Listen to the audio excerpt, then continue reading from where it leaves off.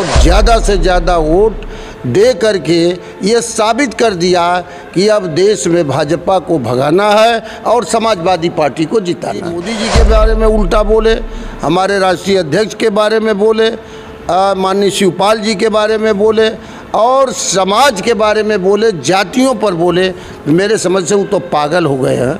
पूर्वांचल में सारी सीट जो है वो इंडिया जीतेगी, समाजवादी पार्टी जीतेगी। नमस्कार, मीडिया हलचल देख रहे हैं आप। मैं हूं आपके साथ कृष्णा और हमारे साथ पूर्व कैबिनेट मंत्री चंद्रदेव राम यादव करेली जी हैं, जो मऊ समाजवादी पार्टी संगठन के प्रभारी भी हैं। और अभी घोसी उपचुनाव में जिस तरह से समाजवादी पार्टी ने प्रदर्शन किया है और काफ़ी ज़्यादा वोटों से, लगभग 50,000 वोटों से समाजवादी पार्टी यहाँ घोसी उपचुनाव जीती है। समाजवादी पार्टी में खेमे में खुशी का माहौल है। कैसे देखते हैं मंत्री जी, जिस तरह से आप लोगों ने चुनाव जीता, आप वहाँ के संगठन के प्रभारी भी हैं? वहाँ का चुनाव जो हुआ वो इंडिया जीती और मऊ की जनता जीती, ख़ास तौर से घोसी विधानसभा की। हम तो अपने 1 महीना वहाँ थे।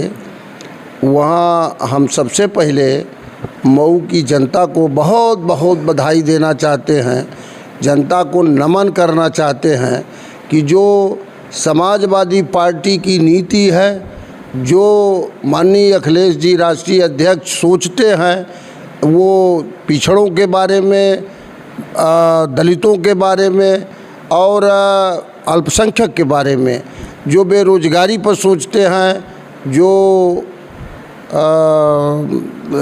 महंगाई पर सोचते हैं, ये जो हम लोग सोचते थे, जो हमारे राष्ट्रीय अध्यक्ष सोचते थे, वो जनता पहले से सोच के बैठी थी। और जब समय आया तो एक एक वोट साइकिल वाले चुनाव के सामने बटन दबा करके और ज़्यादा से ज़्यादा वोट दे करके ये साबित कर दिया कि अब देश में भाजपा को भगाना है और समाजवादी पार्टी को जिताना है। मंत्री जी, आपका राजनीतिक करियर बहुत ही लंबा है। ये उपचुनाव पहला ऐसा उपचुनाव होगा जो इतने ज़्यादा वोटों से जीती हो समाजवादी पार्टी? उसका सबसे माने ये कारण है कि वहाँ हर समाज के लोगों ने जात तोड़कर समाज में मिल करके जात, धर्म, मजहब सब टूट गया था और हर समाज का वोट, चाहे वो हमारा अगड़ा समाज हो, चाहे पिछड़ा समाज हो, चाहे हमारा दलित समाज हो, चाहे हमारा मुसलमान समाज हो, हर समाज के लोगों ने माननीय राष्ट्रीय अध्यक्ष और समाजवादी पार्टी की नीतियों को समझा और हमारा जो उम्मीदवार सुधाकर सिंह जी थे, उनको इस लायक वहाँ के वो स्थानीय नेता हैं, उनका भी विचार समझ करके और उनके कामों को देख करके और पार्टी के नीति को देख करके सारे लोगों ने एक एक करके वोट डाल दिया। मंत्री जी, जो लोग कहते थे कि सफाई भगा देंगे और राजभर जी फिर बयान देना शुरू कर दिए कि ये दलित बस्तियों में पैसे का बोरा ले जाके सपाइयों ने खोल दिया था। ऐसा कि इस बारे में मैंने बताया था कि पैसा समाजवादी पार्टी के पास इस समय है कि भाजपा के पास है।